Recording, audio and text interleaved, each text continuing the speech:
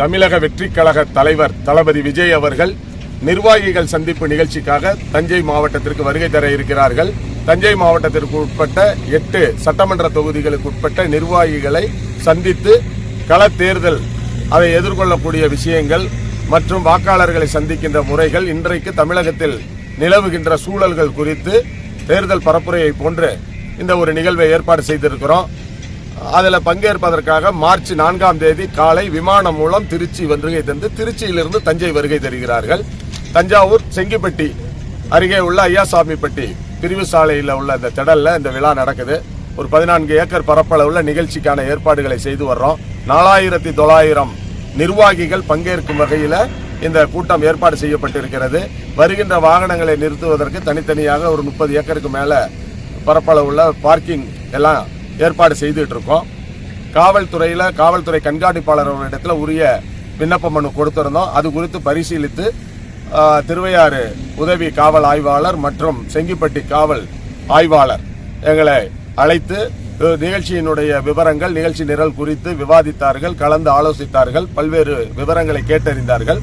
நாங்கள் இந்த இடத்தில் பொதுமக்களுக்கு எந்த இடையூறுமின்றி பாதுகாப்பான முறையில் இந்த நிகழ்ச்சியை நடத்துவதற்கு உரிய வழிமுறைகளை எல்லாம் சொன்னாங்க. அதுல பாதுகாப்புக்கு தன்னார்வலர்கள், தனியார் நிறுவன பாதுகாவலர்கள், அதே போல வருகின்ற பொதுமக்களுக்கு வந்து போற இடையூறு இல்லாத போக்குவரத்து, தேசிய நெடுஞ்சாலை அருகாமையில் இருக்கிறனால விபத்து ஏற்படாத வண்ண தடுப்புகள் அமைக்கிறது போன்றவற்றை எல்லாம் சொன்னாங்க. எல்லாமே நாங்கள் ஏற்பாடு செய்யறதா சொல்லி இருக்கிறோம்.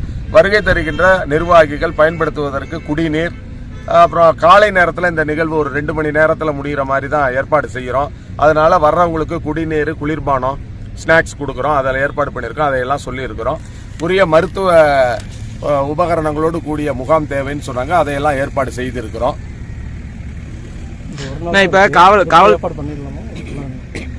ஒரு நாள்ல அனைத்தையுமே ஏற்பாடு பண்ணக்கூடிய அளவுக்கு நாங்கள் மாநில அளவில் இந்த பணிகளை எல்லாம் மேற்கொள்ளக்கூடிய எங்களுடைய தொடர் அந்த நிர்வாகிகளால் இது செய்யப்படுகிறது.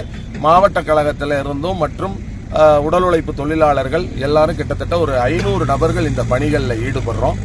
அதனால இந்த அனைத்து பணிகளும் நாளை இரவு முழுமையாக முடிஞ்சிடும். காவல்துறைக்கு அவர்கள் சொன்ன அனைத்து அறிவுறுத்தல்களும் நிறைவேற்றப்பட்டு ஒப்படைக்கப்படுது.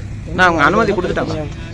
எல்லாருக்குமே QR கொடுக்குற அட்டை கொடுக்குறோம். அதை சரி பண்ணி தான் கொடுக்குறோம். அதில் 1/3 மகளிருக்கு பிரதிநிதித்துவம் இருக்கும். நான் காவல்துறை அனுமதி கொடுத்துட்டாங்களா கேட்டால் அவங்க இன்னும் அந்த நிபந்தனை கொடுத்துருக்கோம், அவங்க ஃபில் பண்ணி கொடுக்கல அப்படின்னு. 4ஆம் தேதி அனுமதி கொடுக்கணும்னு காவல் ஆணையர்கிட்ட நாங்கள் கொடுத்தோம், காவல் கண்காணிப்பாளர்கிட்ட கொடுத்தோம்.